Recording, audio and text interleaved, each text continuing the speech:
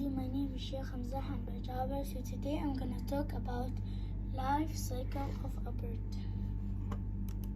So here, my favorite bird is the swan. I love the swan because it looks fabulous. So here, I like life cycle of a swan.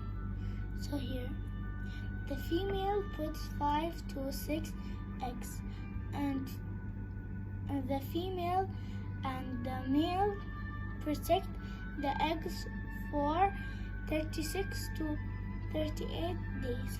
And when they hatch from the egg, they call signet, and they go and swim a half hour after. When they became big, they have a long neck and a beautiful wings, and they are up to 30 pounds their weight, from 56 to 62 length. So here, they eat plants from underwater, seeds, and also eat insects and small fish. And swans are waterfowl.